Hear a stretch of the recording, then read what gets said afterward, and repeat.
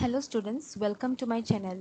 So যিসকল মোৰ চেনেলত নতুনকৈ আহিছা তোমালোকক কওঁ যে মই HS বায়োলজিৰ বটানী পৰ্শনছখিনি আৰু লগতে BSc CBCSৰ বটানী আৰু বটানীৰ মেজৰ আৰু পাছ কোৰ্স দুইটাৰে সিলেবাস কভাৰ কৰি গৈ আছোঁ। তাৰ কাৰণে মই সেপাৰেট প্লেলিষ্ট বনাইছোঁ। মোৰ চেনেলত গৈ তোমালোকে এইখিনি চেক কৰি ল'ব পাৰা। আৰু এটা কথা, মই নোটছখিনি এটা HS ছেকেণ্ড ইয়াৰৰ যিখিনি নোটছ সেইখিনি মই অসমীয়া মিডিয়াম আৰু ইংলিছ মিডিয়াম দুইটাৰে বেলেগকৈ বনাওঁ আৰু এক্সপ্লেনেশ্যন দুইটাৰে কিন্তু অসমীয়াতে কৰা হয়। আৰু কিছুমান ভিডিঅ'ত তোমালোকে ইংলিছ এক্সপ্লেনেশ্যনো দেখিব পাৰা। আৰু যিখিনি তোমালোকৰ BScৰ নোটছ থাকে, নোটছ গোটেইখিনি মই ইংলিছতে দিওঁ, এক্সপ্লেনেশ্যন সম্পূৰ্ণ অসমীয়াত হয়। চ' আই হোপ যে তোমালোকৰ এইখিনি খুবেই বেনিফিচিয়েল হ'ব। সেইকাৰণে চেনেলটো ছাবস্ক্ৰাইব কৰি ল'বা চ' ডেট মই যেতিয়াই ভিডিঅ' আপলোড কৰোঁ তোমালোকে তাৰ ন'টিফিকেশ্যনছ লগালগ পোৱা।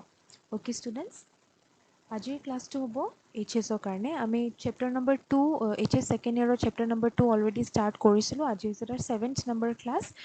আজিৰ ক্লাছটোত ষ্টুডেণ্টছ তোমালোকে পঢ়িব পাবা ইতৰ পৰাগযোগ বা ক্ৰছ পলিনেশ্যনৰ বিষয়ে। এতিয়া উভয়লিংগ ফুলবিলাকত স্বপৰাগযোগ আৰু ইতৰ পৰাগযোগ দুইবিধে হোৱা দেখা যায়, কিন্তু যিবিলাক একলিংগ ফুল সেইবিলাকত মাত্ৰ ইতৰ পৰাগযোগহে সম্ভৱ, হয়নে?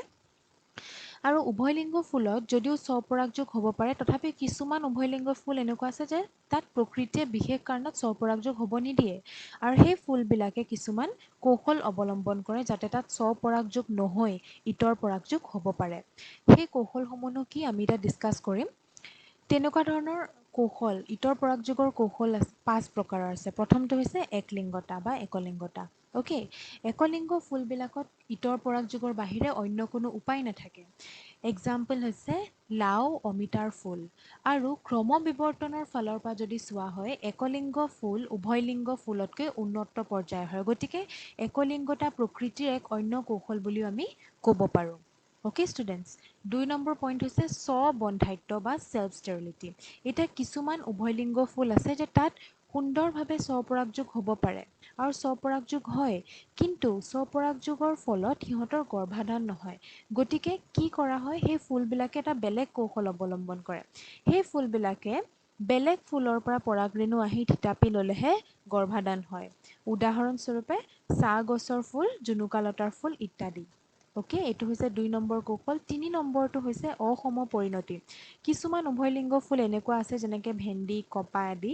সেই ফুলবিলাকত পুংস্তবক আৰু স্ত্ৰীস্তবক একে সময়তে যিহেতু পুষ্ট নহয়, গতিকে ইতৰ পৰাগযোগৰ বাহিৰে তাত কোনো অন্য উপায় নাথাকে।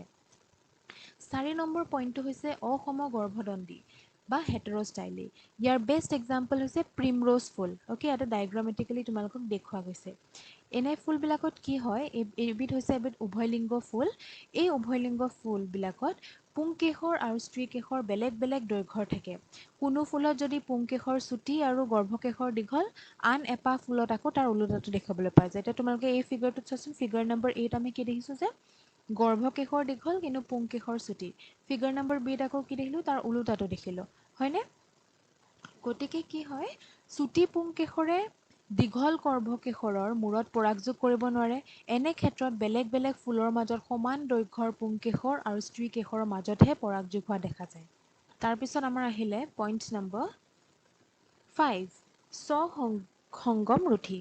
এতিয়া কোনো কোনো উভয়লিংগ ফুলত পুংকেশৰ আৰু স্ত্ৰীকেশৰ একেই সময়তে পূৰঠ হয়, তথাপিও কিন্তু তাত স্বপৰাগযোগ হ'ব নোৱাৰে। কিয় নোৱাৰে? কিছুমান বাধা আছে।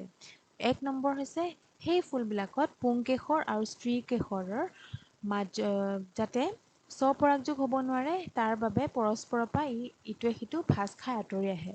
আৰু কিছুমান ফুলত কি হয়, পুৰঠ গৰ্ভদণ্ড পাহিৰ ভাঁজৰ ভিতৰত সোমাই থাকে বাবে গৰ্ভমুণ্ডটো ছত্ৰিকা এখনে ঢাকি ৰাখে, যাতে পতংগই পৰাগৰেণু কঢ়িয়াই আনি দিব নোৱাৰিলে পৰাগযোগ হ'ব নোৱাৰে, যেনেকৈ আকন।